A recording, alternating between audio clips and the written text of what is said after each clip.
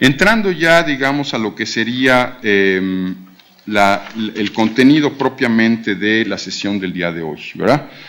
Habíamos dicho, digamos, que uno de los contenidos que nos van a estar ordenando la sesión es precisamente esta cuestión de la clausura, de la ruptura de la clausura como sentido y de cómo esa ruptura de la clausura como sentido abre la posibilidad de vivir con la alteridad. Decíamos nosotros, cuando nos habíamos referido en sesiones pasadas a la cuestión del silogismo del sujeto, habíamos dicho que en la perspectiva castoridiana la posibilidad de entender al otro como otro está estrechamente ligada a el proyecto de la sociedad autónoma, es decir, en la perspectiva de Castoriadis solamente la sociedad autónoma en proyecto es capaz de entender al otro como otro, ¿verdad?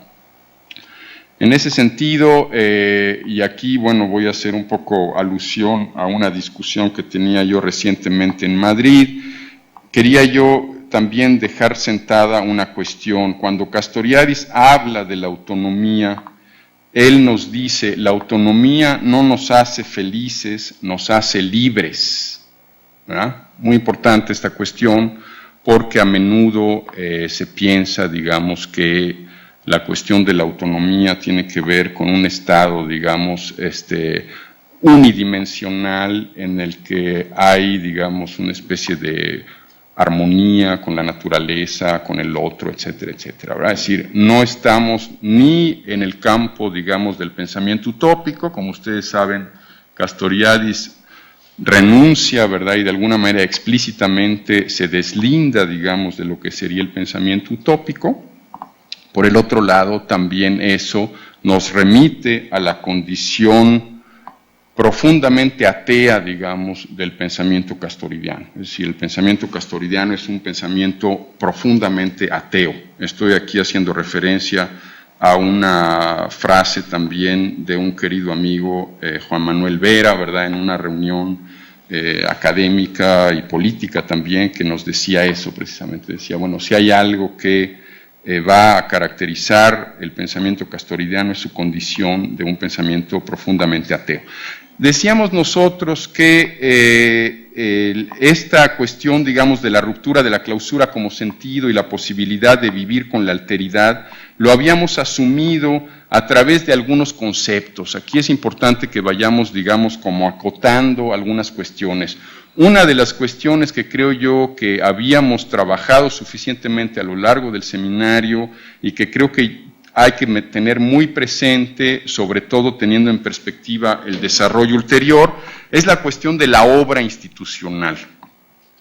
Habíamos dicho en un momento dado, en la perspectiva de Castoriadis, y sobre todo, digamos, alargando o llevando, digamos, las nociones castoridianas al terreno, digamos, del análisis institucional, habría precisamente un acervo, ¿verdad?, un filón muy interesante en el concepto de obra institucional. Es decir, Castoriadis va a entender la acción por la transformación social, lo va a entender a través precisamente de esta noción de obra institucional, ¿verdad?, de obra institucional. Hay un texto para aquellos que leen francés, creo que está traducido ya en el libro de Blanchard que se llama Crisis de Palabras. Hay un texto donde Blanchard habla del modo en el cual Castoriadis va a inventar una manera nueva de entender la revolución. Es decir, no necesariamente los ríos de sangre y la guerra civil, sino precisamente la transformación radical del sentido. ¿Verdad? La transformación radical del sentido. Esa transformación radical del sentido, que no solamente tiene una dimensión social, sino también tiene una dimensión individual, es una acción, digamos, que se verifica a través precisamente de esta noción de obra institucional. Una cuestión que también en un debate reciente con mi querido amigo Claudio Albertani, ¿verdad?, es importante en este sentido que dejemos sentado lo que se entiende por institución. Cuando se habla de obra institucional, tenemos es muy importante que tengamos presente que la institución es un magma de significaciones imaginarias sociales, ¿verdad? Es un magma de significaciones imaginarias sociales que además es mucho más que la suma de sus partes, digamos, ¿verdad? Es mucho más que la suma de sus partes. En este sentido, el debate un poco con Claudio Albertani era interesante porque él decía, bueno, la única obra institucional que ha hecho Castoriadis, pues es lo que ha hecho en Socialismo Barbarie. No es totalmente cierto, porque como ustedes saben, Castoriadis tiene todo un trabajo muy capilar y muy profundo, ¿verdad?, en su relación con lo que sería la escuela de Lacan. Pero independientemente de esa cuestión, es importante que nosotros tengamos presente el hecho de que Socialismo Barbarie no es una institución. Socialismo Barbarie es un establecimiento que se refiere a una institución. ¿Cuál es la institución a la cual se refiere Socialismo Barbarie? Es precisamente la institución de la cultura política de extrema izquierda de los años 60-70 en Francia, ¿verdad? Pero es un establecimiento. En ese sentido, la obra institucional no es, digamos, una acción que se cristaliza únicamente a través de la formulación de dispositivos al interior de un establecimiento. Es sobre todo la obra institucional una acción que tiene una trascendencia en el campo de los sentidos, en el campo de los procesos de sentido, es decir, creando nuevo sentido, creando nuevas significaciones imaginarias sociales, estamos haciendo obra institucional. Ahora bien, esa obra institucional obviamente se va a cristalizar, se va a precipitar en dispositivos concretos, en nuevos establecimientos, en nuevas formas de actuar al interior de esos establecimientos, etcétera, etcétera. Pero lo que es importante aquí, precisamente lo que nos remite a la dimensión imaginaria de la sociedad, es que la obra institucional tiene incidencia sobre todo en los procesos de sentido, es decir, ahí en donde la institución es un magma de significaciones imaginarias sociales. La relación con la institución que conlleva la apertura como sentido. Esta cuestión muy importante también. Cuando nosotros nos hemos referido precisamente a esa obra institucional que tiene una incidencia en los procesos de sentido, estamos de alguna manera dando por hecho que cuando hablamos del proyecto de la sociedad autónoma, estamos hablando en lo cotidiano de una relación distinta con la institución. Es decir, hay en la perspectiva del proyecto de autonomía, hay una relación que supone que uno se sabe el origen de la propia norma y que además se quiere el origen de su propia norma. Eso es una relación distinta con la institución. Y aquí quiero un poco otra vez extrapolar la cuestión a la conclusión a la cual vamos a tratar de llegar en esta sesión, que tiene que ver precisamente con nuestro trabajo como científicos sociales, como filósofos, como analistas, como politólogos, lo que sea, ¿verdad? Es decir, ¿en qué medida nosotros podemos establecer una relación distinta con las categorías? ¿En qué medida somos nosotros capaces también de, digamos, despojar a las categorías de la cuestión mítica, ¿verdad? ¿En qué medida somos capaces de decir, esta categoría que durante mucho tiempo me sirvió para explicarme una cuestión, ya es obsoleta? ¿Por qué? Porque el fenómeno ha evolucionado y esta categoría ya no sirve para explicarme ese fenómeno, ¿verdad? Entonces, esa actitud que es del campo precisamente de nuestro quehacer pensante, ¿verdad?, es una actitud que conlleva también el proyecto de autonomía. Es decir, cuando nosotros somos capaces de deshacernos de una categoría, de decir, esta categoría ya no me sirve, yo quiero otra categoría, en ese momento estamos ejerciendo en lo cotidiano del hacer pensante el proyecto de autonomía. ¿Cuál es, digamos, el contexto en el cual opera esta cuestión? Voy a permitirme leerles una cita de Castoriadis que me parece que da muy bien la medida de lo que estamos aquí queriendo decir, ¿verdad? Castoriadis nos dice: la disolución en las sociedades capitalistas de casi todas las instancias pertenecientes a las colectividades intermedias significantes y por ese medio de toda posibilidad de identificación alternativa por los individuos, ha ciertamente tenido el efecto de una crispación identificatoria, muy importante, crispación identificatoria respecto a las entidades de religión, nación o raza, ¿verdad? Estamos aquí en el campo precisamente de lo que sería, digamos, la línea que nos lleva a la sociedad de repetición y de cómo de alguna manera la contemporaneidad capitalista, a través precisamente de la crispación identificatoria, nos remite precisamente a ese tipo de instancias como la religión, la nación o la raza. Por ese medio ha exacerbado inmensamente la xenofobia en el sentido más vasto del término. La situación no es esencialmente diferente en las sociedades no europeas que, golpeadas por el choque de la invasión de la modernidad y por tanto por la pulverización de sus referentes identificatorios tradicionales, ha reaccionado con un incremento del fanatismo religioso y o nacional, ¿verdad? Aquí Castoriadis nos está dando algunas líneas que creo yo que son importantes respecto a esta relación, digamos, alienada con la institución finalmente. Es decir, en la medida en que los procesos identificatorios se han crispado, incluso en la propia sociedad capitalista contemporánea, en esa medida hay una tendencia a establecer, digamos, una relación alienada, una relación que reconoce, digamos, en la institución algo mítico, ¿verdad? En este caso, la religión, la nación o la raza, ¿verdad? Y que de alguna manera va a verificarse en un aumento de fanatismo religioso o nacional, incluso en las sociedades no europeas, ¿verdad? Incluso en las sociedades no europeas. Esta cuestión es importante, lo vamos a ver precisamente al final de la sesión de hoy. Es decir, cuando nosotros hablamos, digamos, de esa crispación de los procesos identificatorios y del surgimiento, digamos, de fenómenos de fanatismo religioso, de chauvinismo, de nacionalismo fuerte, ¿verdad?, de cuestiones de identidad, de raza, de género, etcétera, en una relación que es una relación no crítica, es una relación realmente donde se asume la institución como una instancia mítica. No estamos hablando de un fenómeno que nos es totalmente extraño. Nosotros también, repito, como analistas, tenemos muy a menudo tendencia a ver precisamente, como decía yo anteriormente, a ver en las nociones, a ver en los cuerpos teóricos también una especie de instancia que nos dice absolutamente todo, una especie de instancia que es de alguna manera como una especie de fuente exclusiva del sentido, para utilizar un poco en un término más psicoanalítico, ¿verdad?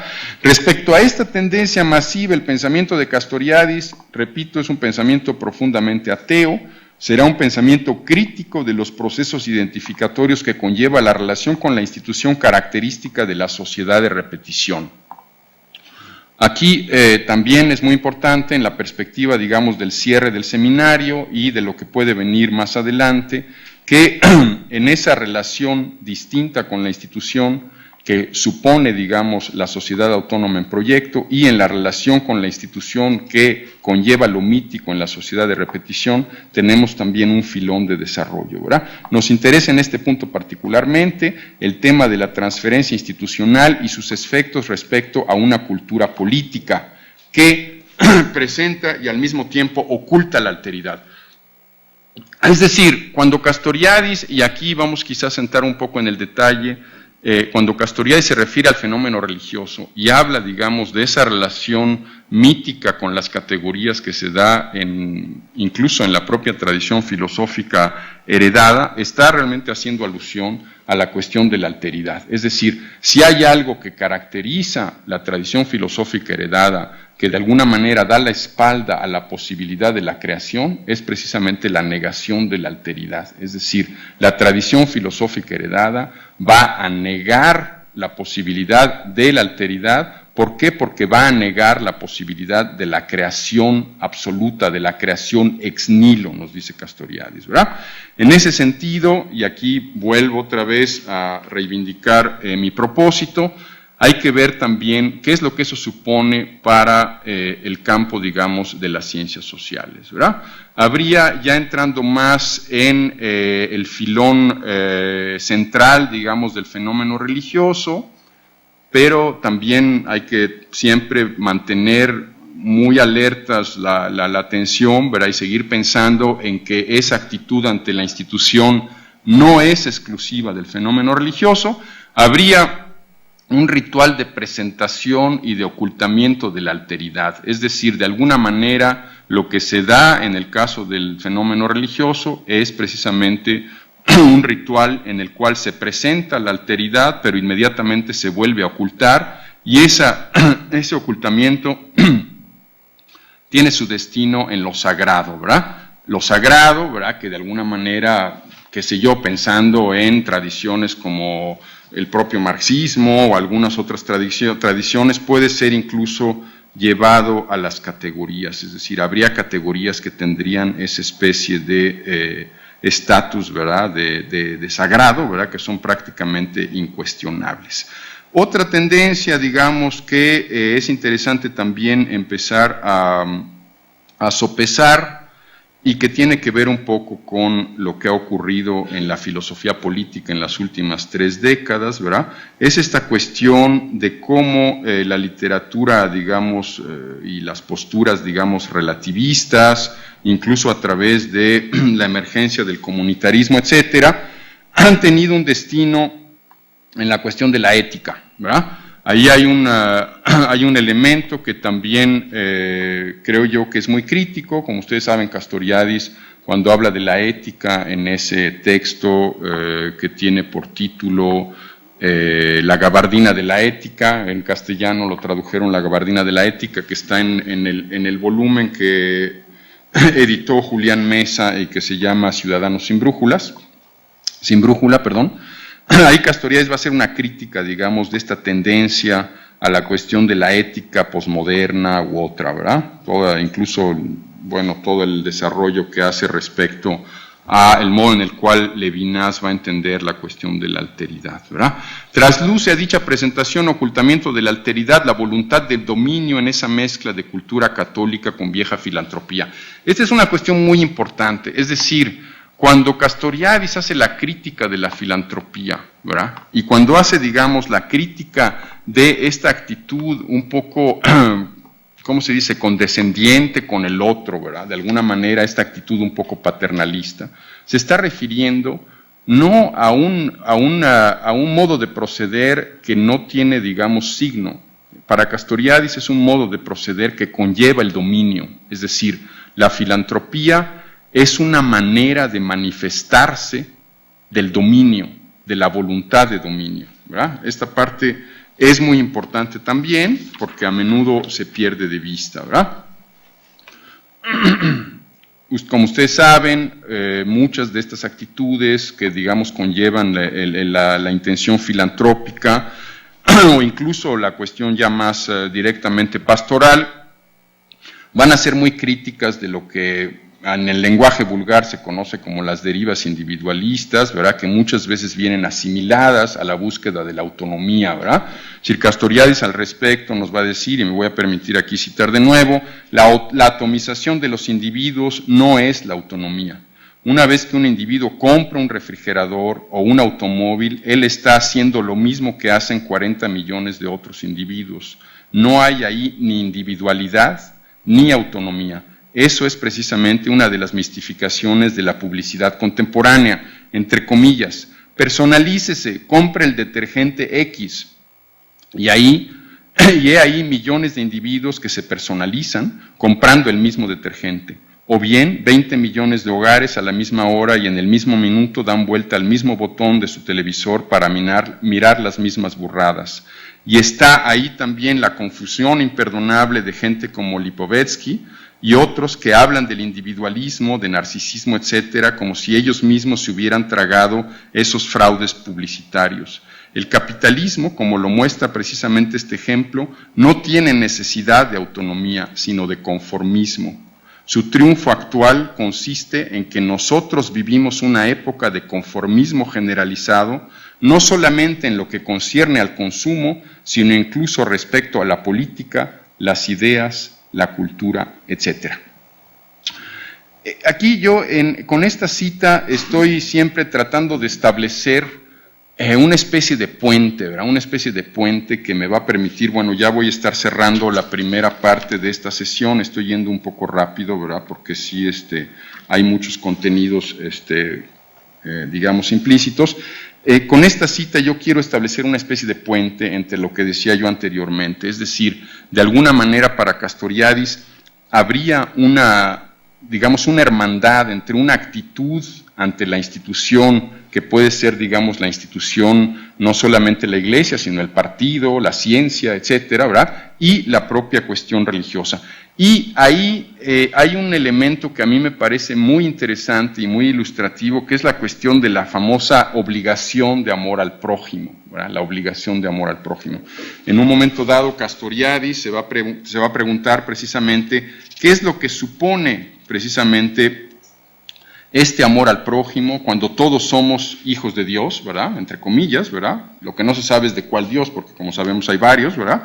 Y entonces, en esa medida, la tendencia, digamos, a asimilar la alteridad a la mismidad. Castoriadis en ese sentido nos va a decir una cosa que es muy, muy, muy interesante, es decir, y aquí un poco reivindico de nuevo la condición, digamos, profundamente atea de su pensamiento. Nos va a decir, una obligación de amar al prójimo es algo que va en contra de nuestro entendimiento de la libertad, ¿verdad? De nuestro entendimiento de la libertad. Castoriadis va a decir, cuando se nos dice que uno está obligado a amar al prójimo, uno debe de preguntarse, ¿cuál prójimo? ¿Verdad? ¿Cuál prójimo? En ese sentido, sabemos perfectamente, y la historia, digamos, sobre todo de las religiones monoteístas, nos dan muchos ejemplos.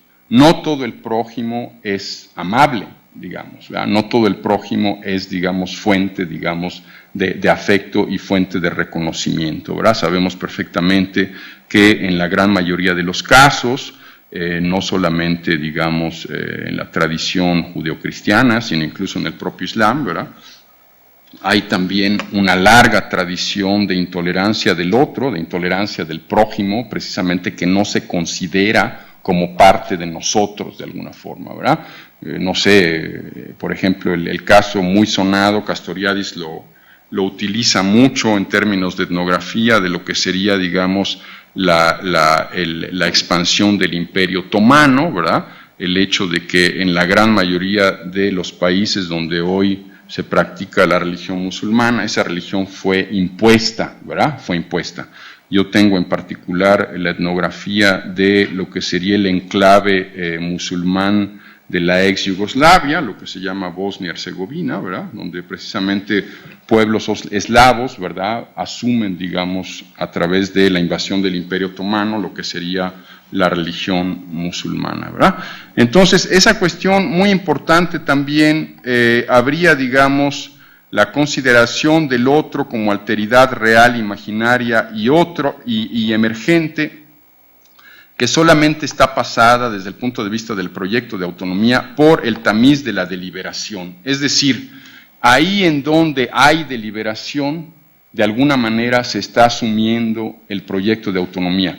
La deliberación, ¿verdad?, como el lugar en donde uno escoge, digamos, aquella institución que uno se quiere dar, ¿verdad?, es un lugar que está orientado precisamente al proyecto de autonomía y que da la espalda a una relación mítica en donde la institución es intocable, donde la institución no puede ser puesta en entredicho. El otro, como emergencia, es cada vez materia de posicionamiento en la polis respecto a aquello que más nos conviene. Si ustedes se acuerdan, la cuestión de la política en sentido noble, ¿verdad?, la comunidad política sería precisamente la institución del conflicto, ¿verdad?, el lugar en donde la comunidad política o la sociedad, digamos, autónoma en proyecto, se da las leyes que más le conviene y se las da de modo explícito, ¿verdad?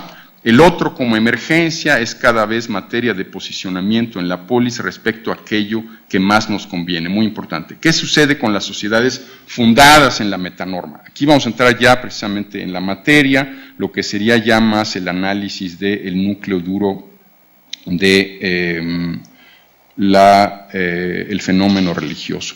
La creación-destrucción que supone la posibilidad de la alteridad, reiteramos, es sólo presentada para inmediatamente ser cubierta bajo el velo de lo sagrado.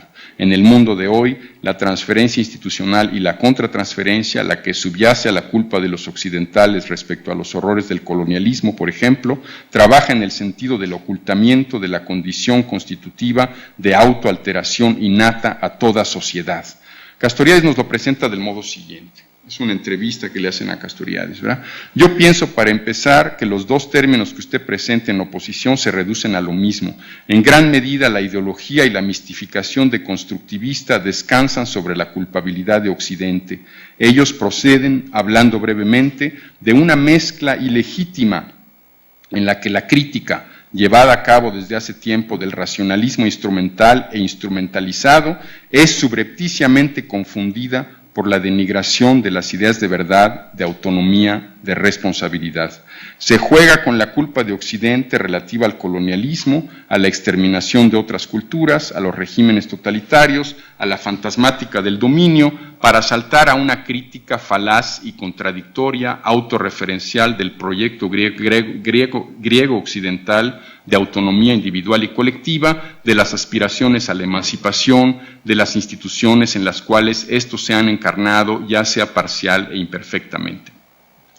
Lo más gracioso es que esos mismos sofistas no se privan de tiempo en tiempo de presentarse como los defensores de la justicia, de la democracia, de los derechos humanos, etc.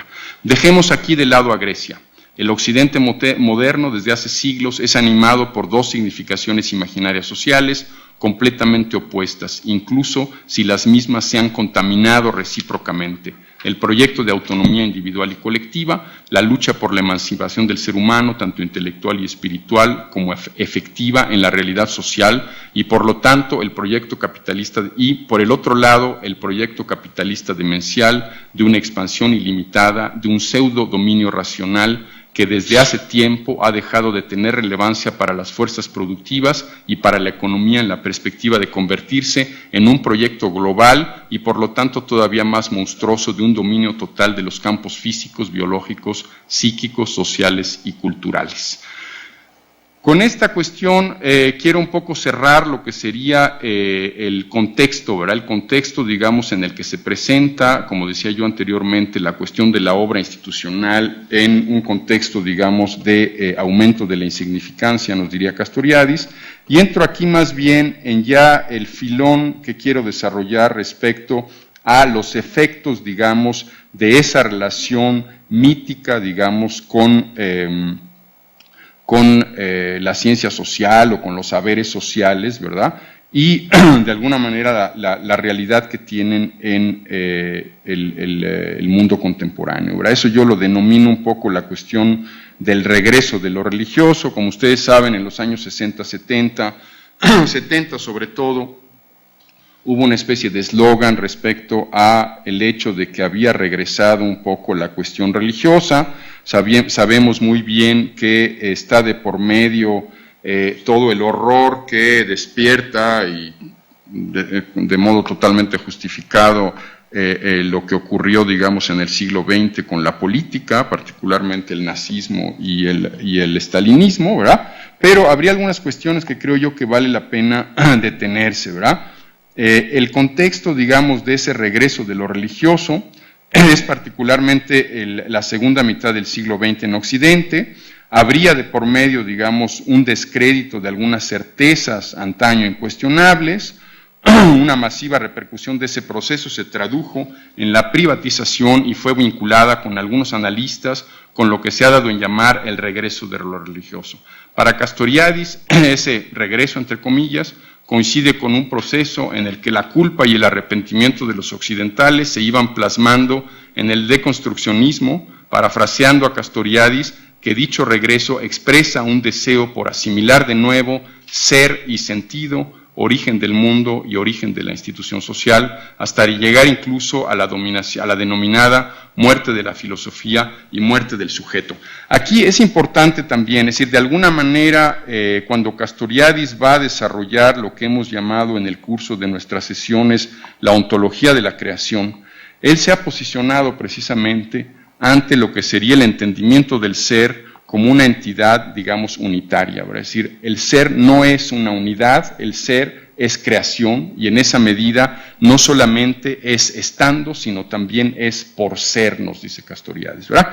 Esta cuestión es sumamente importante porque precisamente el hecho de identificar en el ser a una entidad unitaria es lo que para Castoriadis va a representar la tendencia religiosa al interior de la tradición filosófica heredada, ¿verdad? Cuando Castoriadis nos va a hablar, en el caso de Platón, de la teología racional y de la hipercategoría de la determinidad, va a estar haciendo alusión a este tipo de cuestiones. Ahora, este tipo de cuestiones las encontramos también en algunos otros pensadores contemporáneos, es decir, mucho del horror ante la política, la cuestión del pensamiento posmoderno, toda la cuestión de el desconstruccionismo y particularmente la identificación que hace Heidegger entre ser y sentido, conllevan precisamente esta cuestión. Ahí Castoriadis va a ser radical, es decir, el ser es creación y en ese sentido el ser no tiene per se ningún sentido.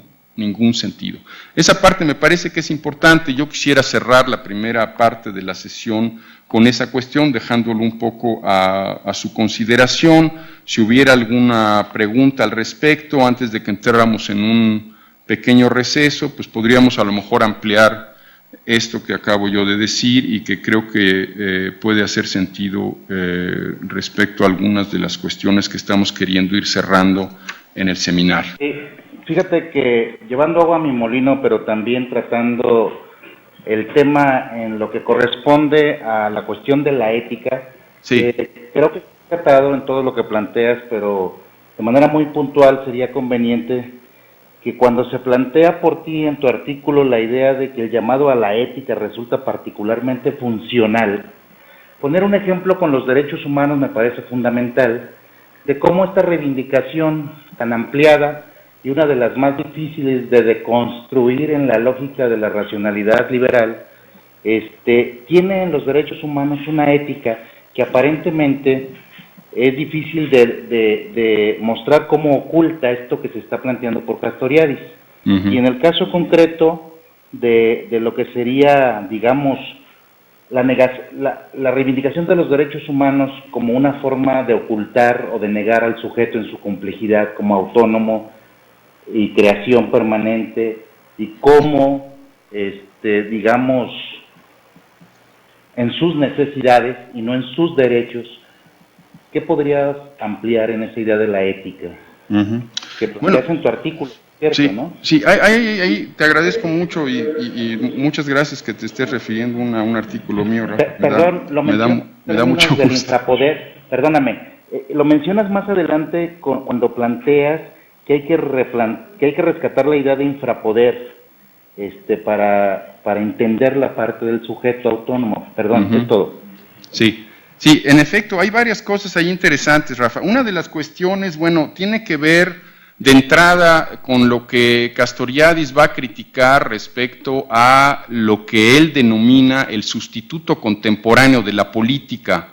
Él, cuando se refiere no tanto a los derechos humanos, que es algo que él obviamente reconoce plenamente, sino más bien a lo que sería el mundo humanitario, él critica el hecho de que el mundo humanitario se haya convertido en un sustituto contemporáneo de la política, ¿verdad? Ese es un primer nivel de crítica que me parece que es muy importante. El segundo nivel de crítica tiene que ver también con una confusión que además es muy propia del mundo humanitario entre lo que sería el Estado de ley y el Estado de derecho. Si tú te acuerdas en el artículo que se llama, creo que es La democracia como régimen y como procedimiento, Castoriadis dice, es decir, en la gran mayoría de los casos se piensa que por decretar una ley o firmar una convención, automáticamente eso se traduce en un Estado de Derecho, cosa que es totalmente falsa. Como sabemos, en la gran mayoría de los casos de las convenciones internacionales que se firman periódicamente en Ginebra, ¿verdad? El 80 o 90% de los países que las firman nunca las ponen en práctica. Entonces, esa es una segunda cuestión que me parece que es muy importante, pero la cuestión que a mí me parece que tiene mayor relevancia para nuestro planteamiento y precisamente que tiene mucho que ver con el trabajo o la obra institucional a nivel del infrapoder, es el hecho de que el estatus contemporáneo que tiene, digamos, la acción humanitaria, en muchas ocasiones, en una cantidad inquietante de ocasiones, se traduce en un hacer muchas cosas para que las cosas no cambien, ¿verdad?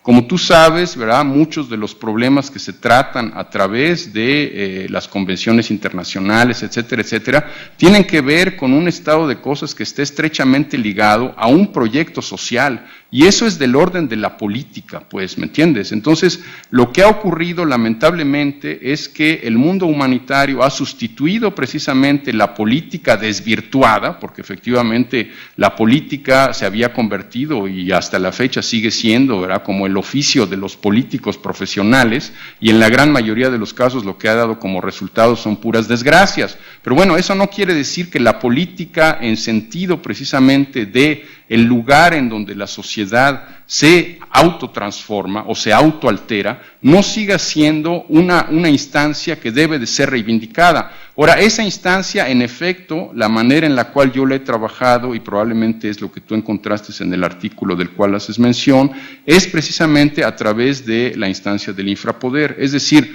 lo que ocurre realmente en la sociedad, los procesos de sentido que conllevan los grandes cambios ahí donde la sociedad deja de ser lo que es para ser otra cosa, son procesos que tienen lugar en el infrapoder, no son procesos que tienen lugar en la eclesia, que sería, digamos, la esfera de lo propiamente político. Son procesos que anteceden a la eclesia, es decir, en la eclesia se manifiestan, se materializan, digamos, esas formas que han nacido en los procesos de sentido propios del ágora, propios precisamente del espacio de lo privado público, que es el espacio natural del infrapoder. Entonces, un poco iría por ahí, Rafa, pero bueno, hay muchos contenidos ahí, es un tema que a mí en particular me apasiona y que he tenido oportunidad de detenerme en él. Ojalá y podamos, incluso pensando en nuestros planes de continuidad y de seguimiento de esta iniciativa, que pudiéramos irlos desarrollando y tratar un poco de ir consolidando más cosas y de irlos socializando más, pues, como saber, ¿verdad? Sería óptimo. ¿Ok? ¿Quedó más o menos claro? Sí, cómo no. Va a intervenir Susan. Sale.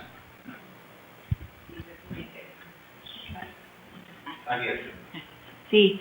Sí, buenos días. Hola, Susan. Esta cuestión del ser es creación. En la lectura de los dominios del hombre, él fundamenta, Castoriadis fundamenta el ser es creación en la noción del abismo, del vacío, del caos. Por ejemplo, dice, la significación surge para encubrir el caos y hace nacer un modo de ser que se establece como negación del caos. Pero pero no encuentro en qué se basa para creer en el caos. O sea, cómo lo justifica más todavía profundamente, porque habría quien dijera, pues no, caos e inteligencia también, más allá del ser o en el mismo ser.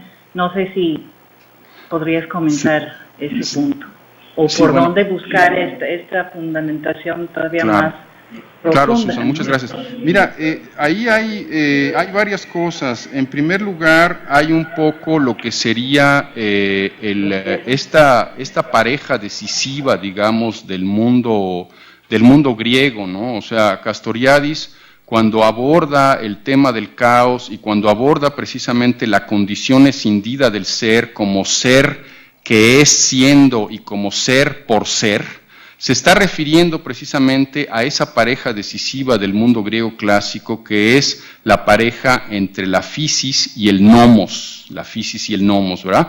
Castoriadis, cuando habla precisamente de la physis, dice la physis, digamos, es la emergencia perpetua, ¿verdad?, de lo dado, es el amor, digamos, de alguna forma, y sin embargo el nomos es aquella forma que la sociedad le da a esa emergencia para de alguna manera poder continuar unida, digamos, ¿verdad? Cuando tú te acuerdas en ese texto al cual estás haciendo referencia, Castoriadis dice en un momento dado, la institución social y la significación imaginaria social es lo que mantiene a la sociedad unida.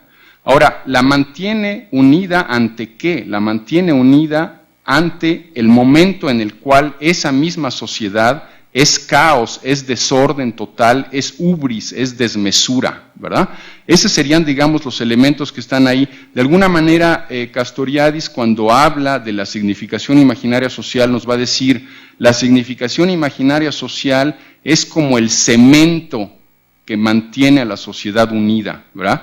Ese cemento precisamente es lo que permite, ¿verdad?, que en una cierta exterioridad, dependiendo de la sociedad a la cual nos estemos refiriendo, la norma aglutine a la sociedad, es decir, la norma aglutinaría a la sociedad ¿ante qué? Ante precisamente el caos que supone el ser como emergencia perpetua.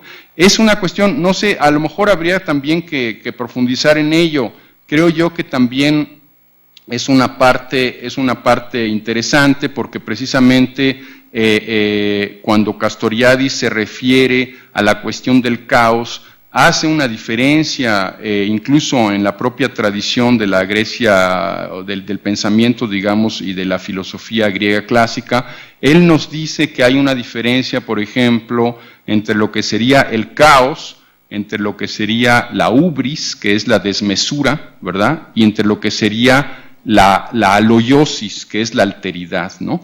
Y bueno, en el caso concreto del caos, lo que sería la corresponsabilidad en términos de esa condición escindida del ser e incluso, digamos, del ser sujeto de la sociedad, sería precisamente el cosmos, es decir, en el mundo griego clásico habría, o sea, no solamente la pareja decisiva del physis y el nomos, sino también la pareja decisiva, digamos, del caos y el cosmos, ¿verdad? El caos como total indiferenciación y el cosmos precisamente como norma, el cosmos como institución que la sociedad se da.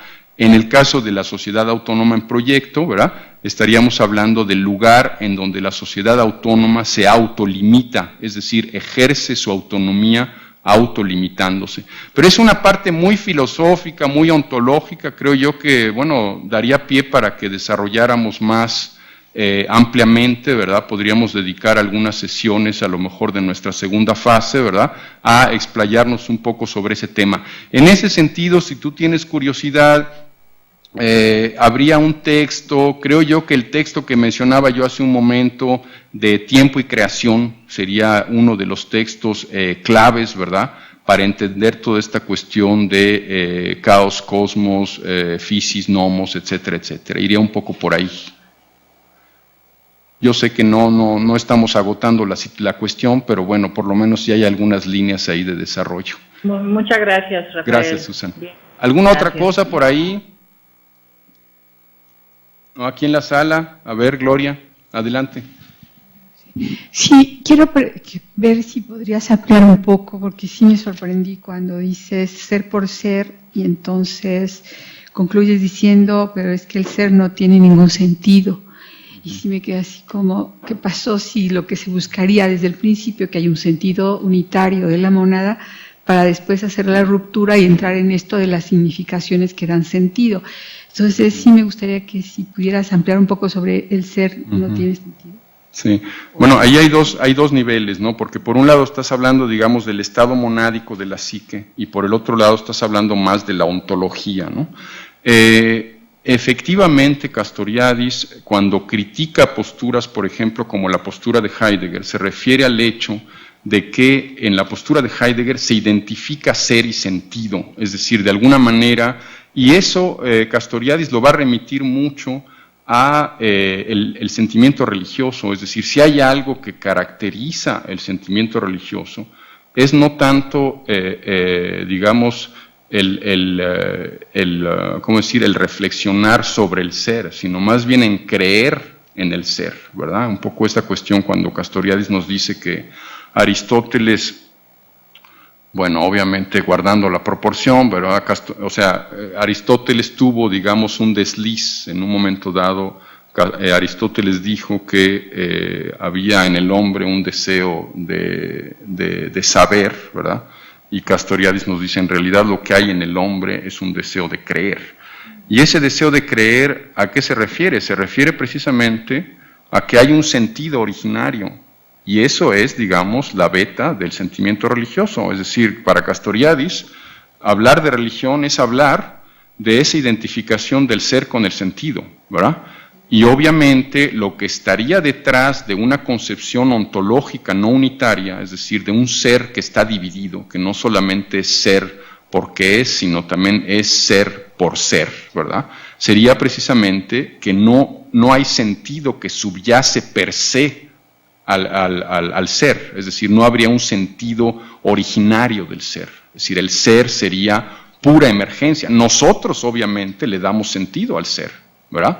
Pero bueno, el ser per se no tiene sentido, ¿verdad? Un poco iría por ahí la cosa, ¿no? Es muy filosófico también, ¿no? Muy ontológico, pero es más o menos por ahí por donde va la cosa. Ya en la cuestión, digamos, de la mónada psíquica, o sea, digamos que, el modo en el cual se presenta el sentido en el caso de la psique en estado monádico, es precisamente la clausura.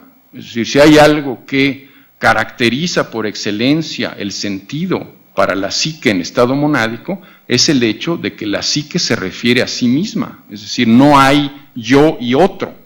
Hay una continuidad entre yo y otro, porque yo y otro no existe, no hay separación, digamos, ¿verdad? Entonces, obviamente, siendo, digamos así, muy audaz, yo en algunos artículos me he permitido hacerlo, ¿verdad? Pero siendo muy audaz, se puede muy bien ligar precisamente el fenómeno religioso con esa tendencia original de la psique a referirse a sí misma y a negar la diferencia, a negar, digamos, la separación, a negar el hecho de que el ser está dividido, de que hay una escisión del sujeto y de nosotros como sujetos y del ser como sujeto, no solamente individual, sino también social, pues, ¿no? Nos iría un poco por ahí la cosa, ¿ok? Y voy a tratar más bien de dedicar los últimos minutos a la cuestión que les quería yo proponer de algunas de las líneas de fuga de lo que podría ser una segunda fase de nuestro seminario, ¿verdad? Entonces, digamos que me voy a estar refiriendo en esta segunda parte a lo que sería el núcleo duro, digamos, del fenómeno religioso, ¿verdad? Interés en particular, y en este sentido insisto sobre ese paralelismo que creo yo que es bastante evidente en la obra castoridiana, ese paralelismo entre lo que subyace o la relación con la institución que subyace al fenómeno religioso y una cierta cultura política. Es decir, Castoriadis va de alguna forma a hacer a lo largo de su trayectoria una alusión constante, ¿verdad?, hacia la posibilidad de que una cierta cultura política esté sumamente influenciada por una relación, digamos, mítica con la institución, ¿verdad? Esta cuestión del núcleo duro, digamos, del fenómeno religioso, como decíamos hace un momento, tendría mucho que ver con el entendimiento del tiempo como alteridad, alteración, y del sentido como clausura, ¿verdad? Cuando nos referíamos en la intervención del debate que hacíamos sobre caos y cosmos, habría también un cierto paralelismo entre la cuestión de la alteridad, como el tiempo como alteridad, alteración, y el sentido como clausura, y en ese sentido un poco la función, digamos, si se puede decir, que viene a representar la significación imaginaria social y la institución social respecto al recubrimiento del caos, ¿verdad? Al recubrimiento del caos. Es este tipo de planteamiento el que subyace también al fenómeno, al análisis por Castoriadis del fenómeno burocrático, y ese planteamiento conlleva obviamente lo que sería una concepción de la dimensión imaginaria de la sociedad como un ámbito no reflejo, habíamos dicho a lo largo de nuestras sesiones, ¿verdad? Si hay algo que caracteriza la noción de imaginario radical en Castoriadis y de su forma mundana a través de la sociedad instituyente o el imaginario social, es precisamente que tiene un carácter de instancia no refleja, es decir, no es el resultado de las leyes de la historia, no es el resultado de la falta del otro, de la falta de objeto, etcétera, etcétera, ¿verdad? La dimensión imaginaria de la sociedad es del orden siempre de la creación, de lo no determinado, sino de lo determinante, nos dice Castoriadis, ¿verdad? Obviamente hemos tenido también ocasión de detenernos en ello. En esta condición no refleja de la dimensión imaginaria de la sociedad, se encuentra también el germen de lo que será el planteamiento de Castoriadis, como, en el cual el fenómeno burocrático, por ejemplo, o la relación, digamos, que reconoce en la institución una instancia mítica, habría una inclinación por la repetición, En ese sentido, y aquí reivindico un poco también una cuestión más como gremial, es importante que tengamos presente que el pensamiento castoridiano es muy difícil de entender o incluso casi imposible de entender si no se tiene acceso a lo que serían algunos de los principales planteamientos del saber psicoanalítico, ¿verdad? La cuestión, digamos, de la inclinación a la repetición, ¿verdad? Como una inclinación que caracteriza, digamos, el estado monádico de la psique, pero también, digamos, la tendencia del individuo hacia lo familiar, la tendencia de la sociedad hacia las instancias míticas, etcétera, etcétera, conllevan precisamente esta inclinación por la repetición. Sería, digamos, una inclinación que Castoriadis, obviamente, como hemos ya tenido oportunidad de decir, va también a identificar en la propia tradición filosófica heredada, en precisamente la tendencia de dicha tradición a negar o de alguna manera a dar la espalda a lo que sería la posibilidad de la creación como emergencia radical de lo nuevo, ¿verdad? Hemos ya de alguna manera visitado lo que sería la relación entre ser y tiempo, ¿verdad? A través precisamente de el comentario que hacíamos del texto de Tiempo y Creación. El núcleo duro del fenómeno religioso, bueno, un poco pasando así muy rápidamente, ya de alguna manera Susan nos hizo favor de dar algunos puntos en ese sentido. La sociedad emerge del caos, ¿verdad? Emerge como un para sí, y la forma que de alguna manera esa emergencia cobra es precisamente la institución social. Esa institución social de alguna forma está inspirada o puede perfectamente incluso ejemplificarse a través de la metáfora de la clausura, es decir, la institución, por lo menos en lo que respecta a la sociedad heterónoma, la sociedad de repetición, es una institución que da respuesta a absolutamente todas las preguntas, en ese sentido es una clausura. Esa clausura está garantizada particularmente en el caso de las sociedades de repetición por una metanorma, es decir, una norma de normas que es incuestionable, y aquí un punto muy importante, por la fabricación de un tipo antropológico que corresponde a su institución. Es decir, cada sociedad, para perpetuarse, para seguir siendo lo que es, de alguna manera va a establecer una relación específica con las propias instituciones y va a fabricar un tipo antropológico, ¿verdad?, en base precisamente a significaciones imaginarias sociales, que son las significaciones imaginarias sociales fundantes de cada sociedad de la que se trata, ¿verdad? Decía yo entonces que en el caso de la sociedad de repetición habría, digamos, esa tendencia casi sistémica, ¿verdad?, al ocultamiento de la alteridad, y al ocultamiento de la perpetua autoalteración. Habíamos dicho, y creo yo no está de más insistir sobre ello, habíamos dicho todas las sociedades se autoalteran, pero la sociedad autónoma en proyecto se autoaltera de modo explícito. Sería, digamos, la única, la cuestión, digamos, excepcional, retomando un poco esa introducción que hace Jean-Louis Prat al texto de Democracia y Relativismo, esa excepcionalidad, digamos, de la sociedad autónoma en proyecto, es precisamente que es una sociedad que se autoaltera de modo explícito. Esquemáticamente podríamos decir, en contraste precisamente con esa condición de autoalteración explícita, que la sociedad de repetición tiene una tendencia, digamos, un deseo inalienable de supresión del otro como otro, es decir, en la medida en que se establece la instancia de lo instituyente en una instancia extrasocial, que se niega de alguna forma la alteridad y que se le da un carácter mítico a la institución, un carácter, digamos, no modificable. En esa medida se niega no solamente la alteridad, sino también se niega al otro como otro, ¿verdad? Al otro como otro.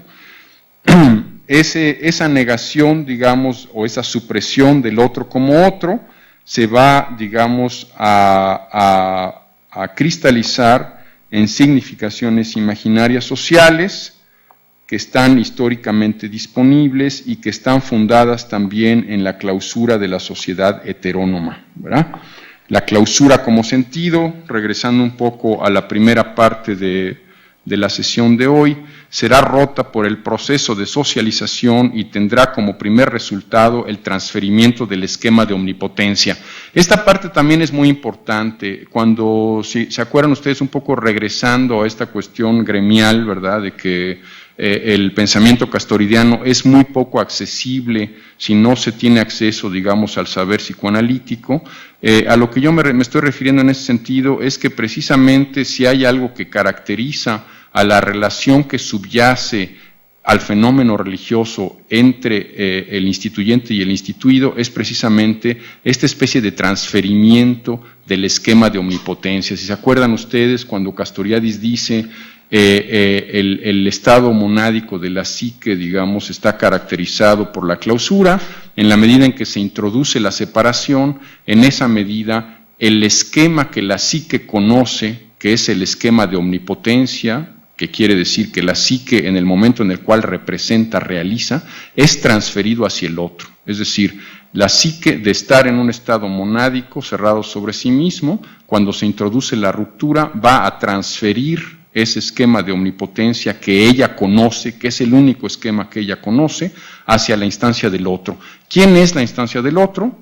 La madre, el padre, serán los dueños, digamos, del sentido, y seguirán las instituciones, la ciencia, el partido, la comunidad, el caudillo, la patria y finalmente la iglesia, ¿verdad?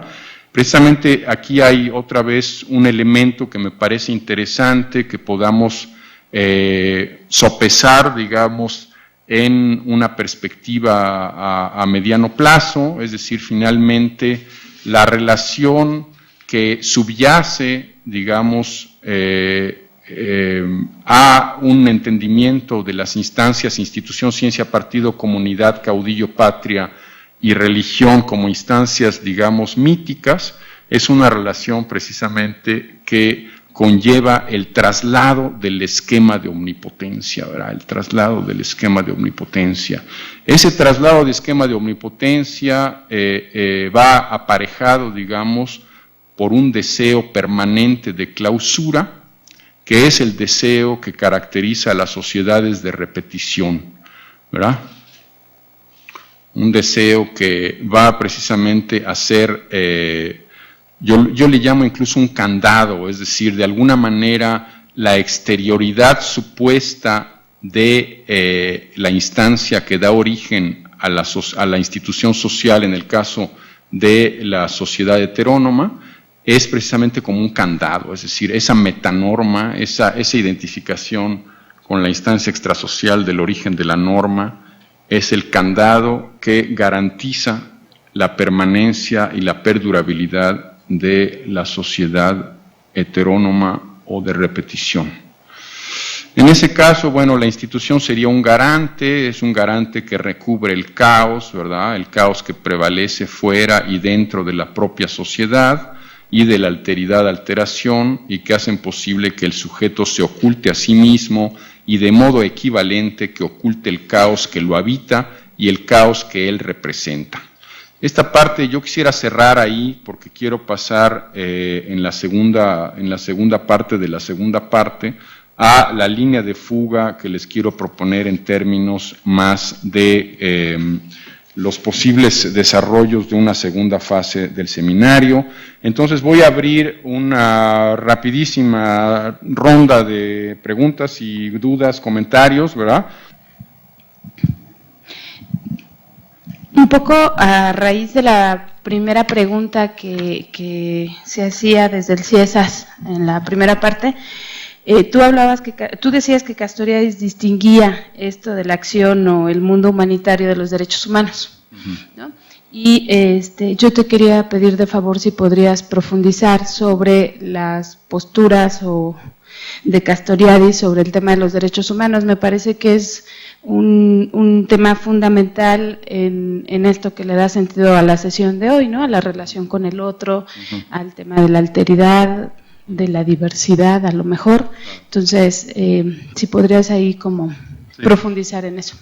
Sí, digamos que, como decía yo anteriormente, la cuestión de los derechos humanos no está puesto en duda por Castoriadis, es decir, digamos, la positividad o la validez, digamos, de la postura, digamos, de los derechos humanos.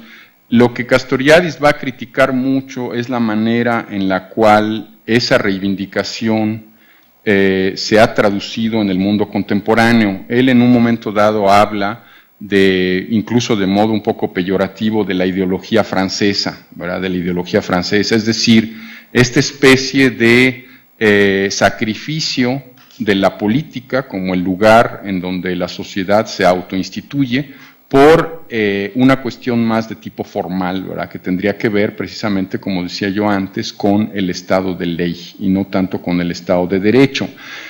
Hay varias cuestiones ahí que yo creo, como decía yo en la primera parte, me parece que tienen una gran relevancia.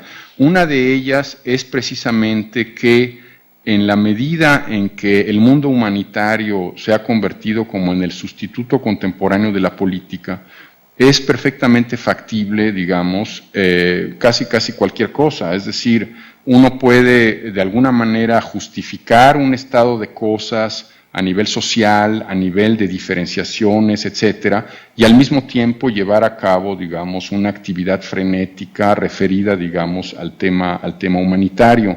Un ejemplo muy claro, ¿no? Es decir, una de las partes que a mí me parece que más vale la pena regresar sobre ellas para pensarlo, y de alguna manera lo voy a retomar un poco cuando hable yo de esta línea de desarrollo, línea de fuga de nuestro seminario. Por ejemplo, el hecho de que muy a menudo quienes, por ejemplo, reivindican la desigualdad o reivindican la discriminación respecto, por ejemplo, a los indígenas o respecto a los migrantes, ni siquiera son migrantes y ni siquiera son indígenas, ¿me entiendes? ¿Qué es lo que esto quiere decir? No quiere decir que no haya que hacerlo, quiere decir de alguna manera que hay una relación particular ahí con el otro, ¿me entiendes? Es decir, de alguna forma, y te digo, lo voy a retomar cuando hable yo de esta línea de fuga, habría, se dice, digamos, en el ambiente humanitario, ¿verdad? La gente que ha sido crítica al respecto, se dice que muchas veces las acciones humanitarias se emprenden no tanto para solucionar los problemas de las poblaciones metas, sino más bien para solucionar las carencias de aquellos que emprenden las acciones, ¿me entiendes? Entonces, esa parte yo creo que es una parte muy crítica y que nos lleva mucho también al terreno propio de lo que en la jerga, digamos, de nuestra formación de origen como psicólogos sociales de grupos e instituciones, se conoce como el análisis de la implicación. Es decir, bueno, finalmente, ¿qué quiere decir que tú en un momento dado no seas indígena y dediques tu vida a reivindicar los derechos de los indígenas? ¿Qué quiere decir que en un momento dado tú no seas capaz de hablar en primera persona y de decir es que el sujeto soy yo, ¿verdad? Y el que quiere la transformación soy yo, ¿verdad? Y no es algo que yo estoy haciendo por otros, sino lo estoy haciendo por mí porque yo soy parte de una sociedad y de un proyecto, ¿me entiendes? Esa parte es muy interesante, yo lo comentaba en una intervención que me invitaron a hacer aquí en el programa de maestría hace unos años, ¿verdad? Decía yo, el problema está, por ejemplo, que en el mundo humanitario, en la medida en que uno habla en primera persona, deja de tener interés. O sea, el mundo humanitario deja de tener interés en la medida en que uno habla en primera persona. Generalmente se habla en tercera persona del plural, es decir, se dice los indígenas, ¿verdad? Las mujeres, ¿verdad? Los desarraigados, ¿verdad? La gente excluida, etcétera, etcétera, ¿verdad? Y muy pocas veces se habla en primera persona, y eso obviamente supone también, como tú bien lo señalas, una relación política, es decir, ¿por qué en un momento dado, ¿verdad? Yo no lo pongo en duda, no estoy diciendo que no haya que hacerlo, pero es importante preguntarse por qué en un momento dado uno está en condiciones de dedicar la vida y de dedicar incluso toda la energía, ¿verdad?, de la vida para reivindicar los derechos de otros. ¿Por qué? Es una cuestión que yo creo que tiene una gran relevancia. No quiero decir que no haya que hacerlo, pero lo que hay que hacer es pensar por qué y qué implicaciones tiene eso políticamente. Porque bueno, como tú conoces, ¿verdad?, ni siquiera hay que ahondar mucho en el tema, ¿verdad?, está el tema de la Iglesia, es decir, durante siglos, ¿verdad?, la Iglesia ha hablado en nombre de los pobres, ¿verdad?, y ha defendido, supuestamente, entre comillas, los derechos de los pobres. Entonces, tenemos infinidad de ejemplos en los cuales personas que no son pobres han hablado de los pobres. Personas que no son indígenas han hablado de los indígenas, y así sucesivamente. ¿Y qué es lo que eso quiere decir? Un poco, hay ese artículo mío, si alguien tiene curiosidad de revisarlo, se llama El comunitarismo en cuestión, donde precisamente está esa cuestión, digamos, de que lo humanitario es prácticamente incuestionable, es decir, son acciones irreprochables en todos los casos, ¿verdad? Y bueno, cuando uno ve la realidad, se da uno cuenta pues de que no es así. Es decir, cuando uno ve, por ejemplo, lo que ocurrió en la ex Yugoslavia, ¿verdad?, que precisamente mucho de lo que la comunidad internacional hacía favorecía precisamente la política de limpieza étnica, pues se da uno cuenta de que lo humanitario pues tampoco está desligado de la política, necesariamente, ¿verdad?, independientemente de toda la reivindicación de que lo humanitario es un valor universal, etcétera, etcétera, necesariamente hay que saber reconocer también en lo humanitario lo positivo del hecho de que lo humanitario está ligado a un proyecto de sociedad. Es decir, Castoriadis lo dice muy claramente, dice, bueno, efectivamente todas las sociedades son iguales, pero solamente ha habido una sociedad que ha dicho y que ha declarado que todas las sociedades son iguales. En general, las sociedades ven en los otros algo menos, algo, digamos, más, o en todo caso algo igual, ¿verdad? Pero bueno, entonces va un poco por ahí el debate, pues, ¿no? Entonces, es un debate peliagudo, porque efectivamente cuando es un poco como hacer la crítica de la cultura política de izquierda, es decir, finalmente, bueno, es mi familia de origen, pero también yo soy crítico respecto a mi propia institución. Yo creo que Castoriadis en ese sentido asume también ese desafío, es decir, efectivamente el tema de los derechos humanos es un tema sumamente relevante, pero el estatus que ha adquirido en el mundo contemporáneo es a veces un poco inquietante, ¿verdad? Porque muchas veces caemos en el activismo que la repercusión que tiene es que se hacen muchas cosas para que nada cambie radicalmente, digamos, ¿no? Entonces iría un poco por ahí la cosa. ¿Y esto está en la agenda de la cátedra? ¿De la agenda de qué? ¿De la cátedra está en la agenda? Pues podría ser, es decir, precisamente cuando entremos, ahora lo voy a exponer, digamos, ¿por qué está precisamente? Porque esta cuestión, digamos, esta actitud y esta relación con el otro, que conlleva, por ejemplo, la filantropía, que conlleva, por ejemplo, la acción pastoral, ¿verdad? Son actitudes que conllevan un tipo de relación con el otro y un tipo de relación con la propia institución, ¿verdad? En esa medida estamos hablando de el filtro entre actitudes, digamos, muy inspiradas, por ejemplo, del relativismo cultural, muy inspiradas, por ejemplo, de la esencialización de la identidad, ¿verdad? Y el propio mundo humanitario. Es decir, de alguna manera el mundo humanitario también se inspira de corrientes de pensamiento, ¿verdad?, que muchas veces, digamos, sostienen o conllevan posturas políticas con las cuales no necesariamente estamos de acuerdo. Es decir, lo que decía yo de modo un poco irónico en otras sesiones, decía yo, es cierto, es decir, comparar las instituciones sociales es un ejercicio, digamos, horrendo, pero no es lo mismo, digamos, un par de botas que el Requiem de Mozart, ¿me entiendes? O sea, necesariamente hay un desafío que tenemos que asumir, debemos ser capaces de ver en las instituciones propias y en las instituciones de los otros algunos valores que son universales y algunos otros que no lo son, pues, ¿no? Entonces, el hecho de que estés hablando y nombrando y resignificando el lenguaje también habla de hechos, ¿no? Uh-huh. O sea, ¿hasta qué punto estos pequeños cambios pueden ser significativos en el cambio del magma de significaciones sociales instituidas? Y hasta qué punto, cada quien en su ámbito puede generar estos procesos, ¿no? Más que el movimiento revolucionario que se dio en todo siglo XX, ¿no? Muy bien. Es una pregunta. Sí, cómo no, mami. Muy interesante tu pregunta. Efectivamente, el tema del infrapoder es siempre, a mí en lo particular me apasiona mucho porque es un tema que nos remite mucho a elementos no racionales, si se puede decir de alguna forma, ¿verdad? Es decir, yo creo que cuando hemos trabajado, digamos, la noción de transferencia y contratransferencia, y nos hemos referido a ámbitos de la educación, del psicoanálisis y de la política, hemos dicho, bueno, en realidad el gran problema es que mucho de lo que subyace a figuras como el caudillo, como el líder carismático, etcétera, es una relación transferencial, es decir, de alguna manera se reconoce en el líder o en el caudillo una fuente, digamos, ilimitada de sentido y de alguna manera se renuncia al ejercicio del propio infrapoder en nombre precisamente del reconocimiento.